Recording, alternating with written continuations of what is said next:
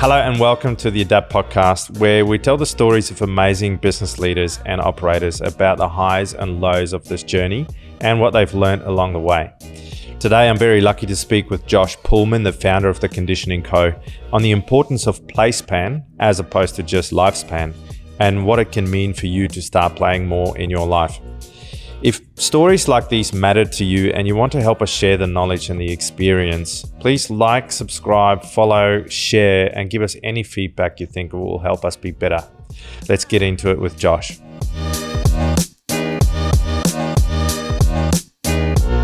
Well, Josh Pullman, thank you for joining me today. Very grateful to have you here. Been looking forward to this chat for a long time. Me too. Good thing we get along. Yeah, happy to be here. Good. It's going great so far. The Conditioning Co., founder of The Conditioning Co., really excited to chat to you about your entrepreneurial journey and what you guys do there. In particular, I just think we'll spend a bit of time on this idea that playing is just for kids, isn't it? Yeah, I'm looking forward to talking about that. Good. All right, we'll pull that one apart. I like to try and get to know the human being before we get into the meaty stuff. And because I know you, I'm happy to go off script a little bit and add a few curveballs. So I was interested to know what's your most inspiring moment so far today. Most inspiring moment so far today? I think it was the relentless curiosity we had this morning trying to figure out which exercises at the gym you and I together could work back into your program after you've just managed to do a shoulder injury and the push-up challenge last month and simultaneously flare up your lower back. Meant that it was actually inspiring how just up for the fight you were every new exercise that we tried. Had to do a pulse check. Is that okay? Oh, no, it's not. Next one. I wish everyone had the same resilience that you have, because you're just always up to just be thrown at the wall and seeing what sticks. I wish everybody had somebody who could be so dedicated to their current situation when it comes to their training regime. For those who don't know, my shoulders are a bit broken at the moment, and so is my upper right glute. And you take it quite seriously to help me stay physically active without making those things worse. So for that, I am very grateful. Pleasure. Fun. Most classic funny moment today? I think this is one. Can I do one from last week? Yes. I go up onto a mine site for 8 days every 8 weeks as a health consultant. My business is subcontracted, and I go up there, and there's a mine in central Western Australia that I've been at for just over 12 months now. Pretty small mine, and it's like physically really tough conditions. It's like the guys there are really tough, and there's a real kind of salt of the earth, blue collar mentality there that is just, it's inspiring, honestly. But the thing that's shocked me since I've started is every time I go up there, if I'm paying attention, something hilariously funny happens. And when I was there last week, there's a few bits to this. You're really building this up first. Yeah. This is going to be the 45 minutes of our conversation, so buckle in. On the mine site, one of the most important roles to do is drive the water truck, because if there's dust flying everywhere, especially at a lead mine, it gets in your system and it's not good for you. Water truck keeps the dust down. And there's a guy, Italian guy, Tony, who is an absolute gentleman who drives a water truck every day, and he does his laps and keeps all the dust down. And we're in the pre-start meeting, and the guys up there have a great agenda.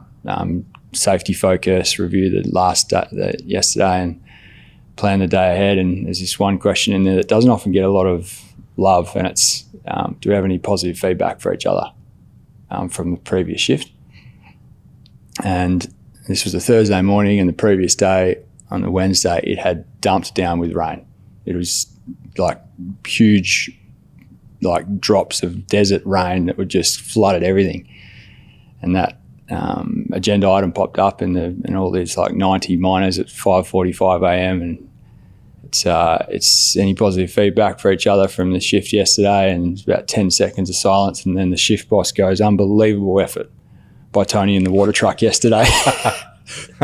And something about that just got me. I nearly had to leave the room. I was like you, and you're not making any sounds, but your shoulders are bouncing up and down. I couldn't. Something about that made me really lose it. So did Tony get some respect from the room? He did. Yeah, he covered the entire central Western Australia in water on Wednesday 2 weeks ago. So yeah, I've giggled at that twice since I got back too. And now a little bit now as well. Yeah. Great. You're not shy of the occasional life's indulgence. Mm-hmm. Wondering what's one of your favourites? I am mesmerised by use cases for artificial intelligence at the moment. Every time that comes up, when I'm with my fiancée Laura, I have to start a timer on my watch and just be like, "I'm just going to talk to you about this for 3 minutes, and then we're going to talk about something else." I think it's an amazing time that we're living in. I'm just putting my stopwatch on now. Please as you start talking about AI. Yep. I love gaming, like video gaming, and I love gamification in work and sport, and just seeing what that does to individuals and teams. A couple of indulgences of mine.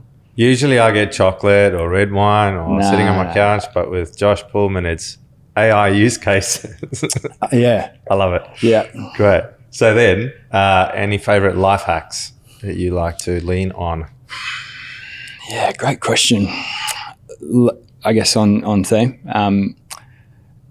I was living a bit further out from where I work, and my commute was about 45 minutes one way for almost a year. Just moved a little bit closer, which is nice. But the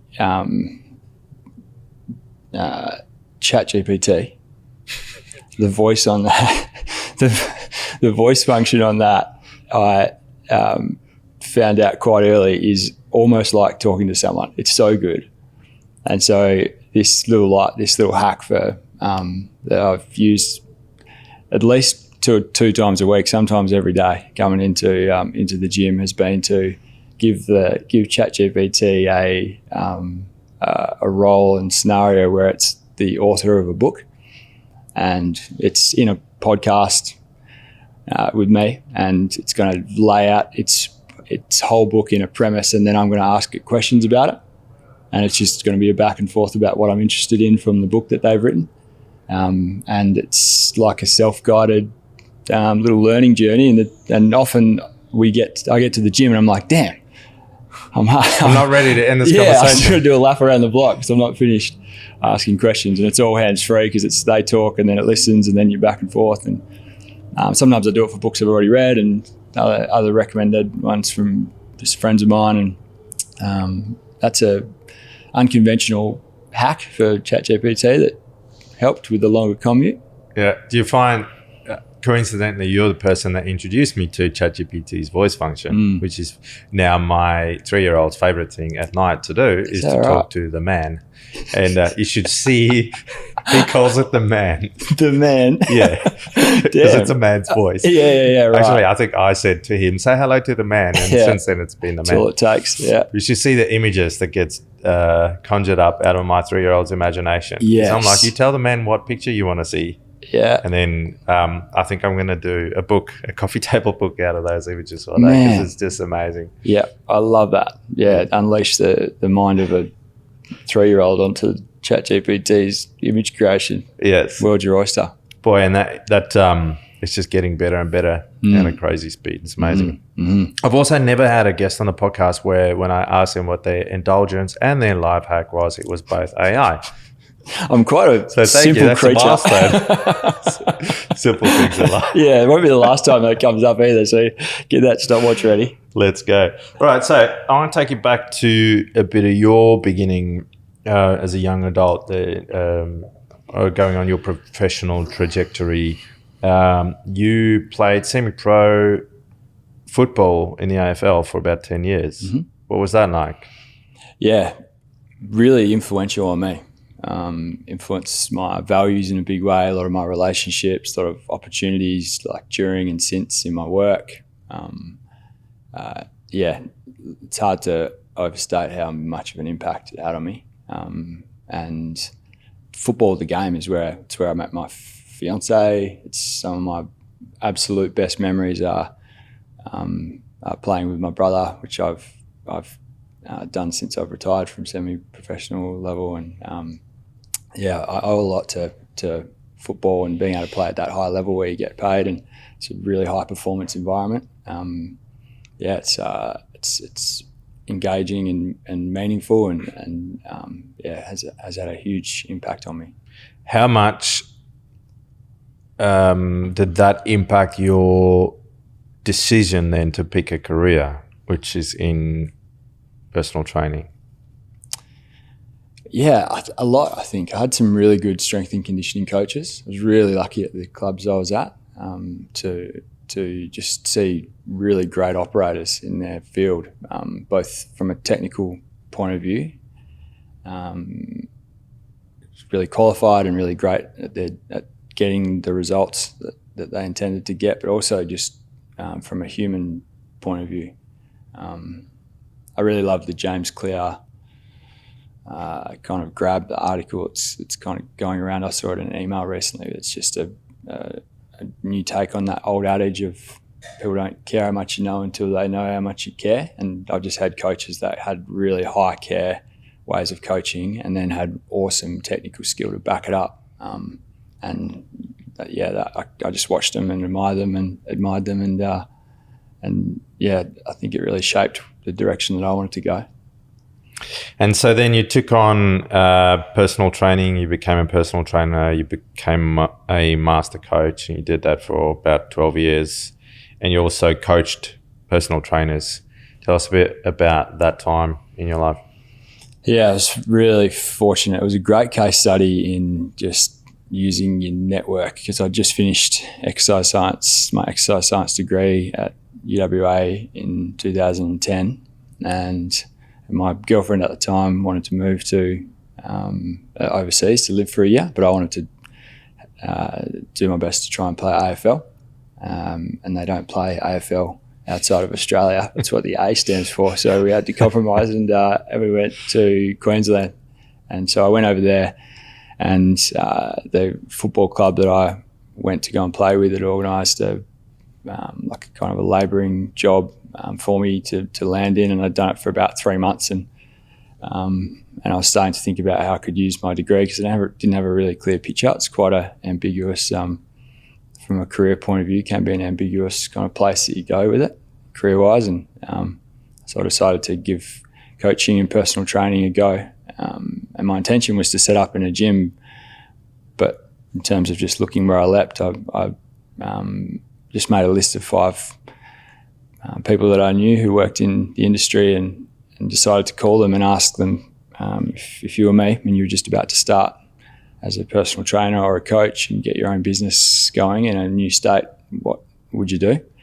And the second person that I called was sitting across the table from a manager at a RTO, registered training organisation in Queensland, and they were looking for a coach to teach personal trainers.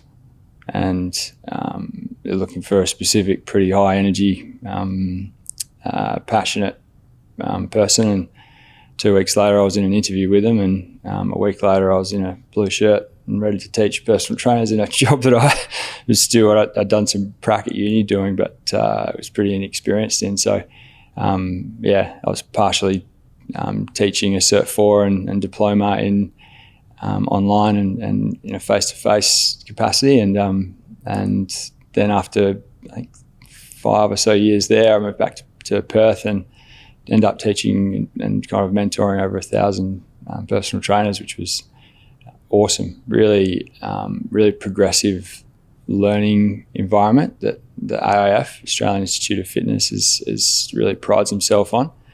Quite a playful environment, which I found was awesome for just teaching important topics in short periods of time, really efficiently. Okay. What did you learn about yourself when you had to teach others? Oh, good question. Have you been sitting? Is that on your list? You just that come off the top of the dome then? That one came organically. Yeah, nice. I think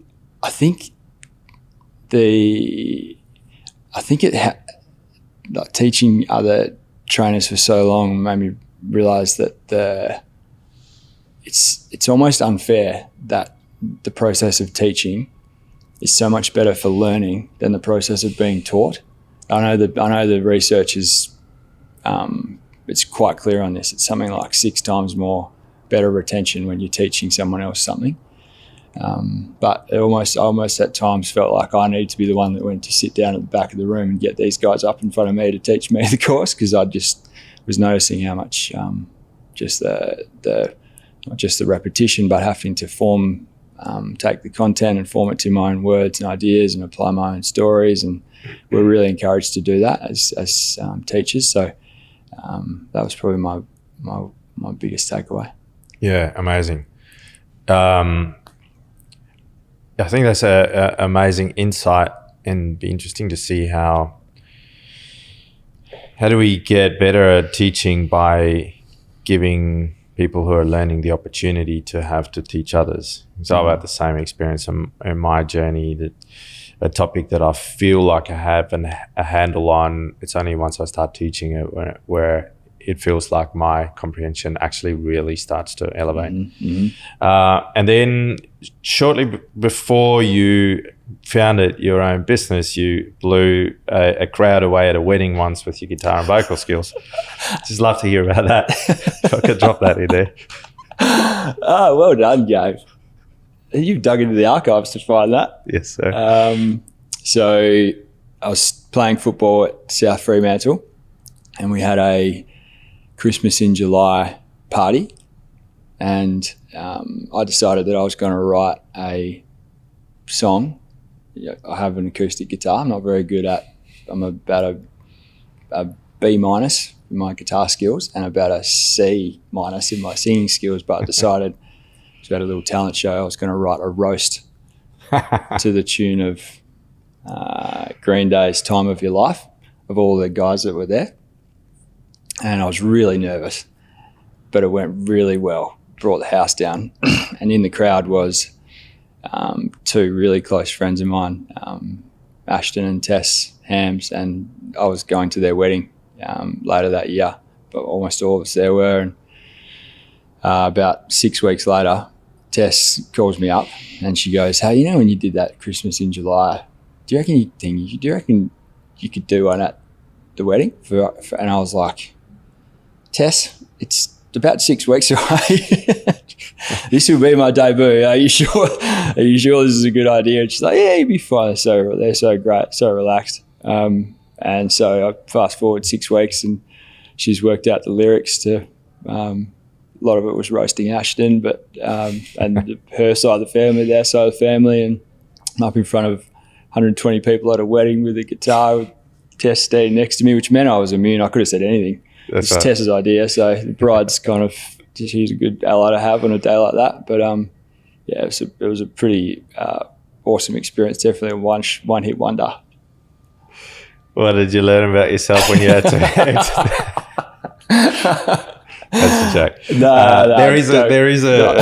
There's a method to my questioning madness, because I want to delve into the conditioning code now, the business that you founded, and what was it that drove you to take that direction?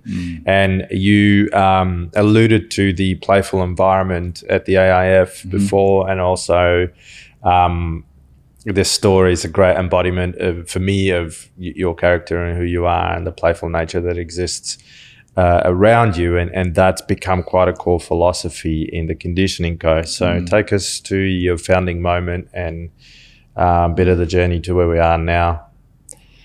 Yeah, it probably is relevant to the situation at the wedding, just to close that loop, because I was again really nervous. It's like a skill that I didn't practice a lot, and when you're doing something you're not good at in a really public and high pressure environment, it's a recipe for a meltdown. And the state that you're in as you lead into it, you see it in sports when you just see an athlete isn't like feeling really centered and really themselves, and isn't feeling, you could call it playful, and having fun and just expressing themselves, and they tighten up, and how that plays out in their performance. And luckily enough, at the wedding for Tess that day, I felt myself tightening up, but I'd learnt enough about how to interpret those times and what to kind of do with energy like that, where you might be feeling nervous and starting to get overwhelmed or starting to get the tunnel vision come in.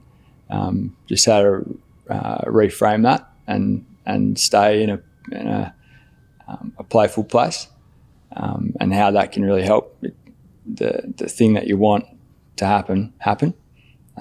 In this case, remembering which was my right hand and my left hand, and just having a laugh. And so, yeah, it actually was a good question, Gabe. In hindsight, you can keep asking that. Finally, you gave me a good one.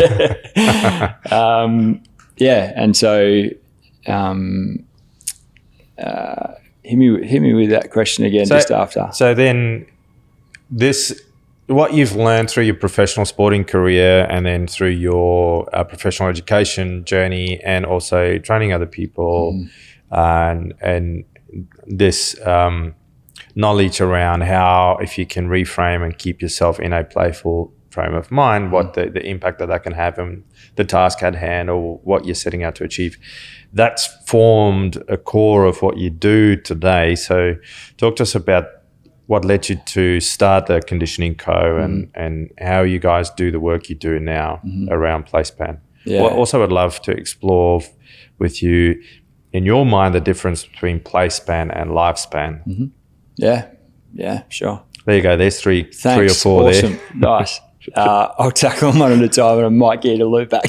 So a few things kind of led me to being quite passionate and really curious about play, particularly in adults. And the first one was that throughout my particularly semi-professional football career, if I broke it up into 4 quarters, the first quarter, say 14 to 16 or 17, was really playful, and enjoyed it. It was immersive. It was really like voluntary.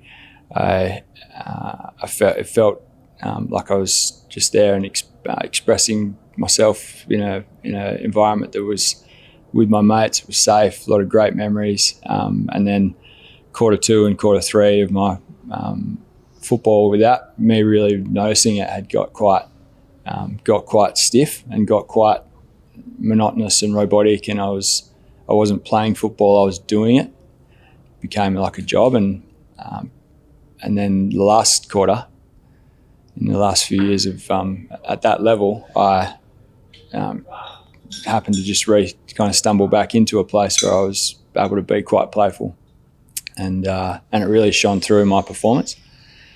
And so there was a few clues there just in my life as an athlete, and simultaneously I'm going through the environment at the AIF, where I noticed that adults learn really effectively and efficiently when there's a playful element to the environment that they're in. And even since, like, I got an opportunity through a mentor of mine to help design and deliver a culture and leadership program across 2 years at the same level I was playing at, but for a different club. Darren Harris is the founder of Ripple, and a great mate and an amazing person to just have just as a sounding board. And he has a knack, just a natural gift for just really helping people to be the best they can be in a high performance environment. And I don't know if he'd describe it like this, but what I saw from the culture that he set up when we were at West Perth, and that he helped me to create and encourage, was really playful. I'd walk in and there's guys laughing, and all the time, and there's jokes in their game reviews, and they're really person focused rather than player focused first. And then in the kind of couple of years I was there, the league side won a premiership, and there's these clutch moments in the grand final that players were just taking risks and going for it in a way that you can't do unless you feel safe and you're feeling playful and you feel like your teammates got your back. And so I just had these clues littered throughout different opportunities and chapters that I was in, and it all kind of I still feel like a kind of beginner at worst and a journeyman at best for how much I understand play in adults, because there's been a lot of research done on it. But the more I'm focusing on it and integrating it into the conditioning co, the more aligned I feel with where it can go and where it's at, and some of my favourite journeys with clients have been quite play centric. So how do you introduce that idea, that concept to somebody that you're working with, somebody that you're training in the gym, who may not be naturally in that mindset, or at least at that point of their life, that's not their default position? Often don't. It's selfishly like a good coach and client relationship, say in the gym, you have to feed each other in two directions. So people come and they have often quite a concrete vision and place they want to go with their health or performance or fitness, whatever it is that they're there for, and they made the decision to rock up and commit, and there's time and effort, resources, money all involved on their side. So they're pouring it on and I'm pouring it on, and if I do a good job, they get something out of it. But the healthiest coach and client relationship is where they can tell that I'm really it's lifting me as well. And so I've just learned across a period of time that when I'm just in the 15 or so years I've been doing this, that the thing that really lights me up as a coach and gets the best out of me is when I get a sense for the real reason that people are there. So if they come and there was a moment I remember really vividly.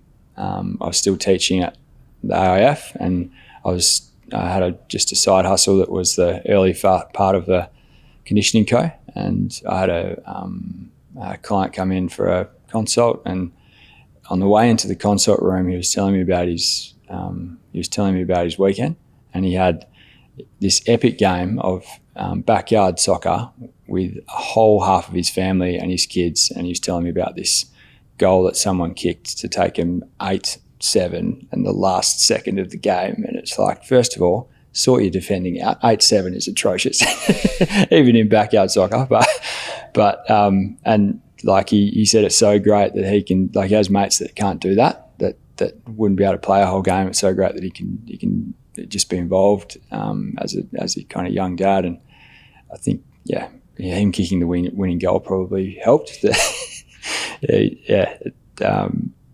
it was like a core memory for a young dad, which is cool to hear. But then we go into this room, and I'm about to put a tape measure around him to check his waist circumference. That's part of what his stated goal was. But I just, in the moment, I remember really vividly thinking, this is so much more meaningful when I know that waistline measurement is connected to like this guy's longevity, and in terms of being able to just be playful in his own life. Playful and active with his family and kids. Yeah, and so I'm to answer your question, I don't really need to introduce it to everyone explicitly.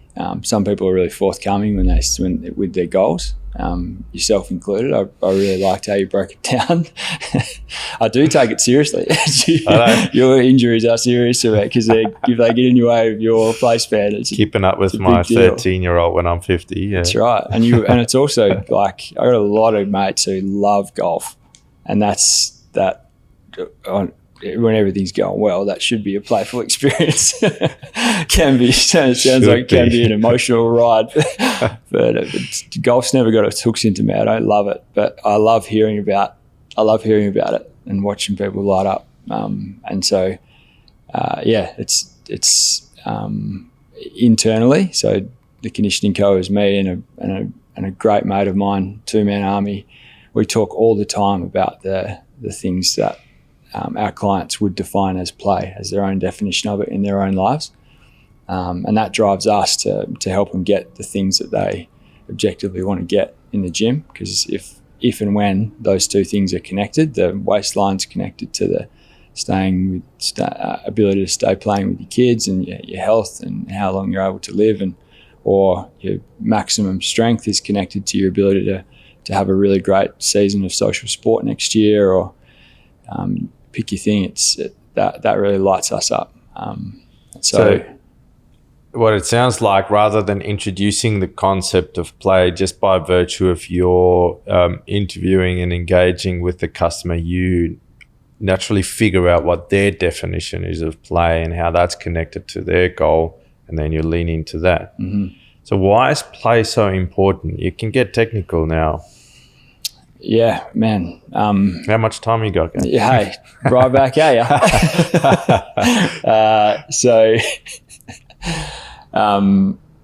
Play span versus lifespan in 2 minutes. That's a good place to start. So most people are pretty familiar with lifespan, which is chronologically how long you're alive for. Heart's beating and you're out of the ground. Health span is less well known, but still kind of relatively well agreed upon in kind of health and fitness industry. And so that's how long you've got until your health is at a reasonable state before your health starts to deteriorate significantly. So lifespan is how long I've got to be alive.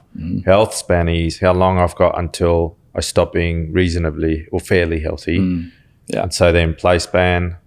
Yeah, just on health span, usually there's a thing that happens in like almost every human's life where there's an event like a fall or a cardiac event or some issue that disrupts their independence, where they go from being able to fully or mostly look after themselves to this clutch point where something disrupts their ability to do that and their capacity shrinks really quickly. And so it's quite clear when you look at someone's health span, if you zoom out, when did they start needing more and more help to get by in their day? And so it's pretty serious, and a lot of money's been spent, and a lot of thinking's been done about how to increase people's health span. But as I've thought more about play and how just impactful it is and how it's such a great proxy for quality of life and a lot of things that people really care about and talk about. I love that question, like why is play so important? Play span, and our internal definition of it, that's evolving with time as we're understanding it better and better, is the length of time, a lot like a lifespan or a health span, but a length of time where you are, by your own definition, undoubtedly and regularly participating in play. And so some people aren't, when they're in their younger years, aren't very lucky. I was really lucky to have a really great family, really playful. I used to rough and tumble play with Dad all the time. He abruptly, one day, once I was obviously going to beat him, really quickly decided that was the end of that period of his life.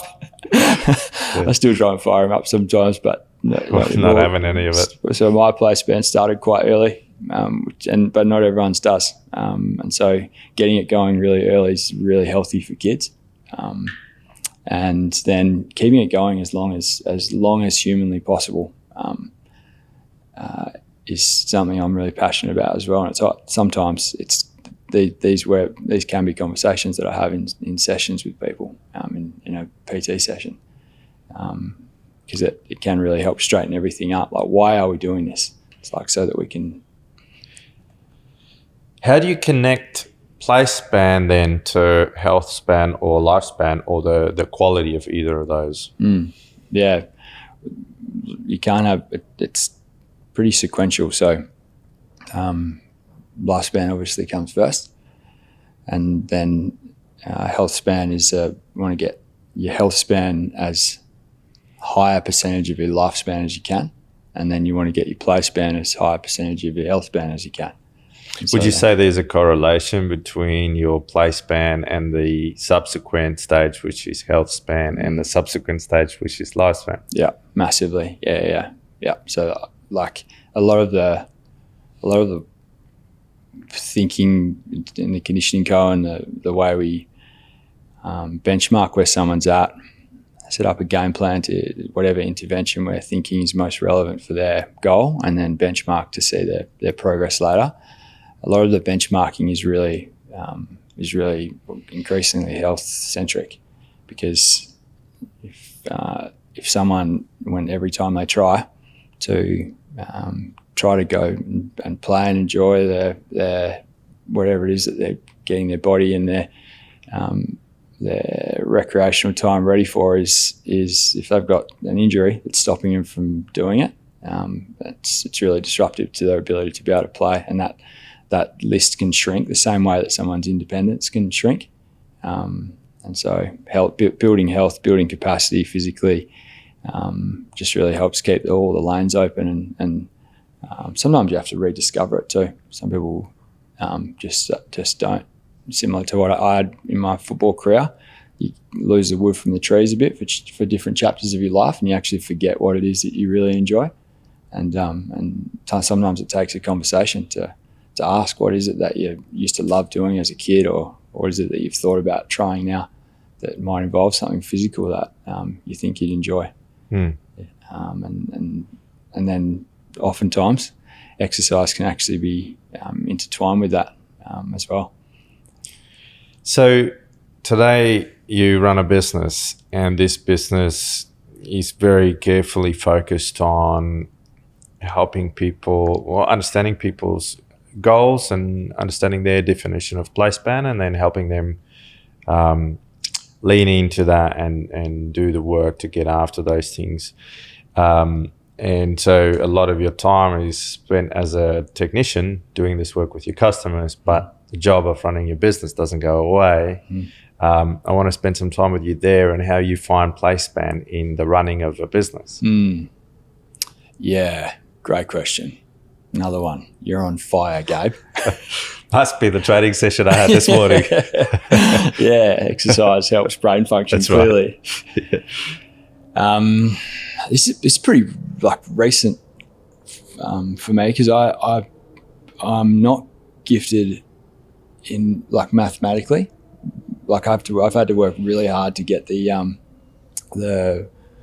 maths and that aspect of how strength and conditioning and that technical part of the role just really flowing, especially early on. But there is a lot of math involved in running a small business, all the financial stuff, and I've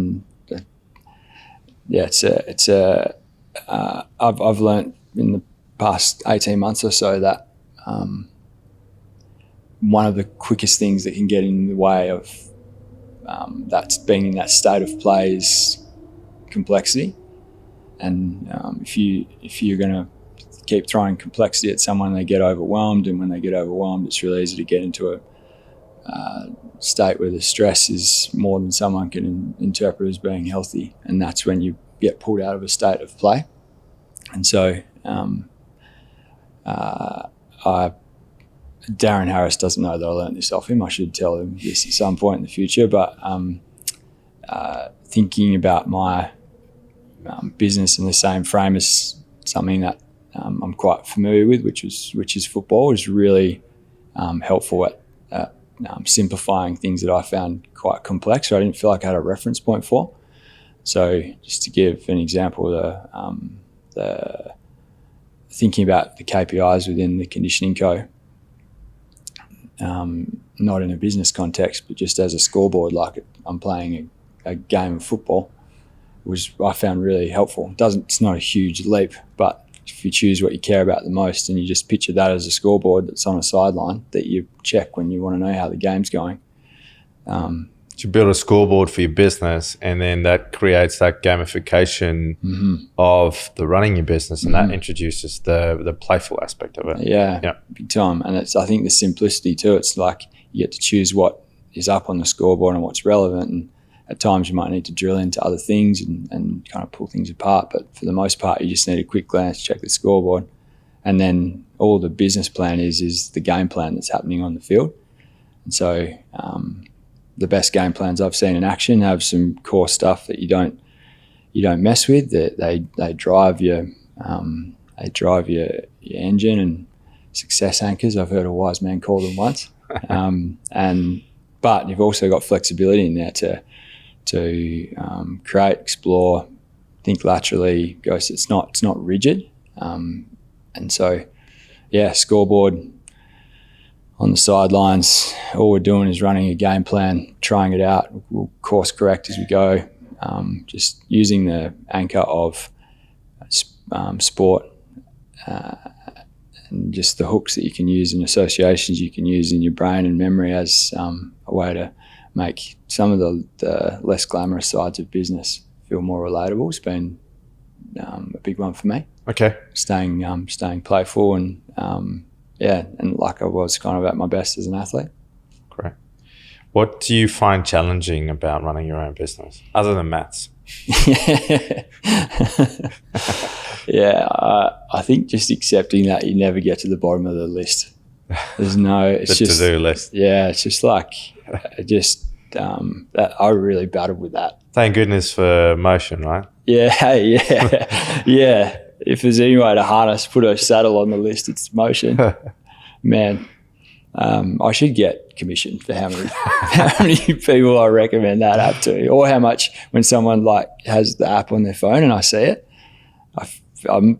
you give them like optimization tips. Yeah, yep. I just start my 3-minute time, run my watch. And, do you have 3 minutes to talk about AI? Yeah, anyway. So I think just kind of coming to terms with the and kind of letting go of the expectation that you're going to get to the bottom of the list. It's just always stuff to do, and then just how important grasping that is to being able to just decide to switch off. And like put it down and pick it back up, and then just the discipline.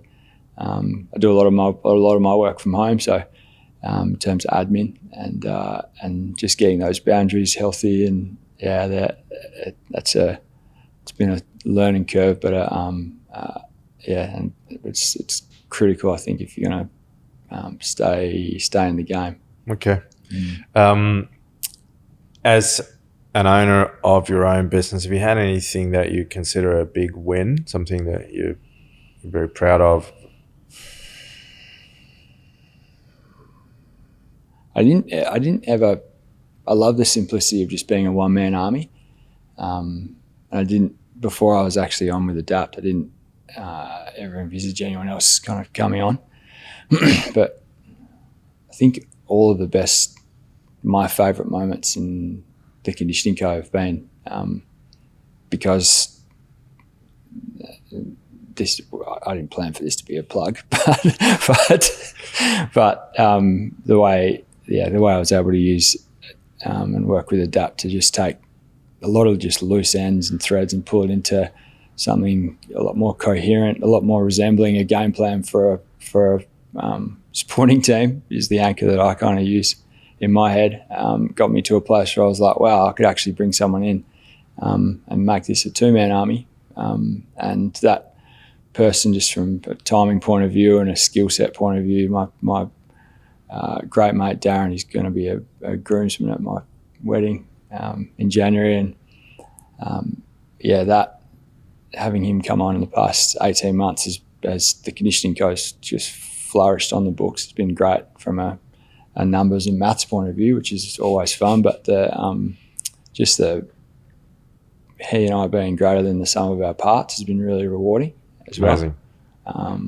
So that I've got a heap of different individual stories about just really cool, amazing people I've trained and work with currently and in the past that are great. But I feel like I'm just doing more and more of that now more than ever, thanks to Darren and his story, just getting in the sidecar. I'm not sure who's in the sidecar and who's driving the motorbike, but we switch roles. Guys may have switched whilst heading down the freeway. That's right. Yeah.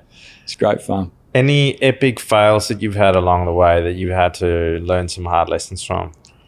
I was kind of pre the conditioning co. I'm so grateful for the experience. So I started at the AIF, and I was teaching personal trainers via online and via kind of face-to-face in the classroom. And there's a kind of bit of movement in middle management where that master coach spot that you mentioned earlier, it's like the head of the coaches teaches the trainers, and trainers teach the PTs. That became available, and I'd had a really great start at the AIF, and my manager tapped me on the shoulder and was like, "This is a role I can see you doing in the future. You might feel a bit green right now. It's pretty big. A lot of the guys who are out in the other states are about 10 years older than you, but we'll support you and really encourage you to put your hand up for it." So I applied, interviewed, got the job, and we're just coming into a training package changeover, and which just means that the course gets updated, all the resources get updated, and the really fast-paced. You got to be on top of these lessons and these assessments for this rollout in really short time frames, quite intense.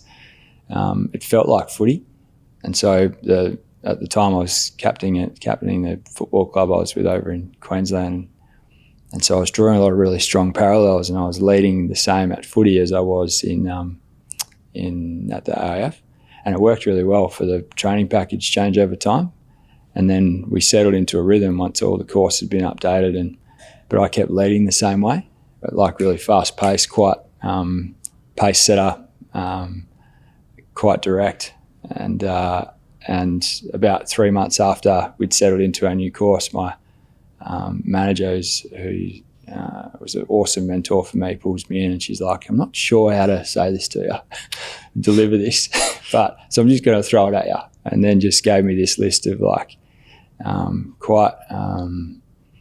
just stuff that I was doing that was really kind of tone deaf, and examples of how I was interacting with the guys that actually worked quite well in periods of change. But when everything was settled down a bit, it was just too intense.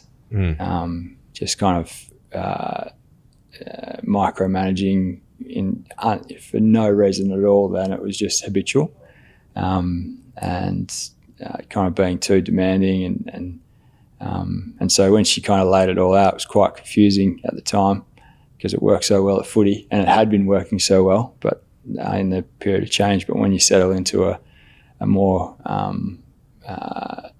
definitely more sustainable drumbeat, and you really want to make sure that the people there are set up in an environment where they can be playful and they can thrive, you got to adapt. And so I learnt situational leadership. That was my huge takeaway from that. There's an article by Dan Goleman called "Leadership That Gets Results," and it's pretty long, but it just goes through 6 different types of leadership and which ones are good for change, which ones are good for kind of more sustainable periods of time.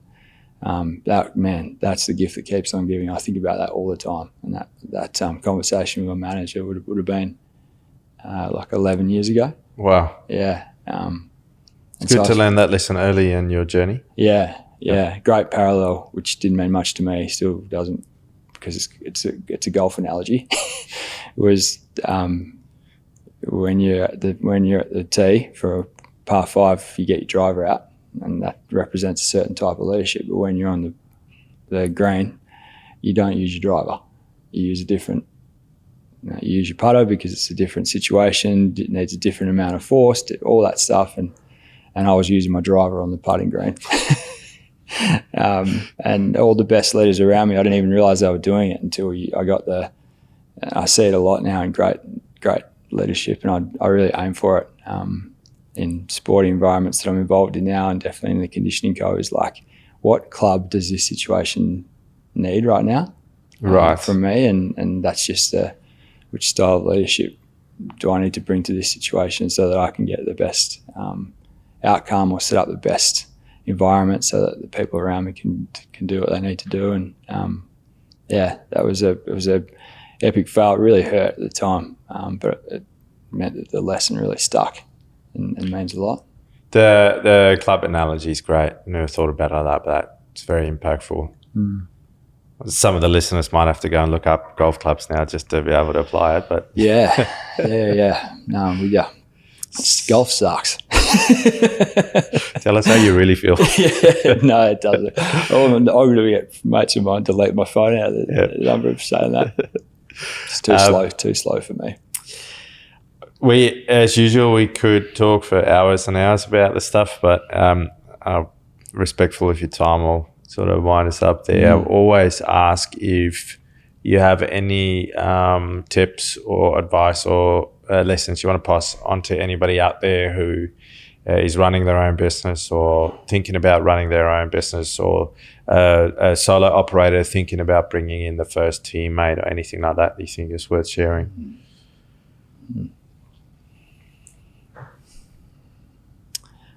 Not to put you on the spot or anything. No, man, I'm kind of saying this as a tongue in cheek, but I kind of actually deeply mean this as well. I think that Motion, the app for entrepreneurs, is amazing. Like, yeah. Well, let's go there, because why is it so good for you? I think that I know that task switching and task prioritization, if you've got your to-do list on any given day, this is the mental load of choosing what to do first and when, and that I think people waste a lot of bandwidth on that mentally without realizing it. And Motion is an app and just it's just software, web browser that uses artificial intelligence. Here it is again. Start your stopwatch to just merge your to-do list with your calendar, so that it reorders what should be done right now first, whenever you open up your calendar. And if you're planning on doing 2 hours of admin time and you don't get to it until start of the next day, then it reorders everything automatically. So all you have to do is work from the top down. So it makes you more productive and keeps you more focused, so that you then have the bandwidth to do a quality job when you've got to be present in the technical part of your role or the leadership part of your role. Yeah. Maybe the lesson here is find your motion. Find the thing that helps to declutter your life and keeps you on point and on track, so that when you have to do the big jobs, you're present and your head's not busy with the noise of your to-do list, which never ends, by the way. True, yeah. No, well put. And then with that extra bandwidth, for me, you can play. For sure. It's play, it's getting another teammate on board. You can do things that help take you to another level. So it's been big for me, in case that hasn't come across.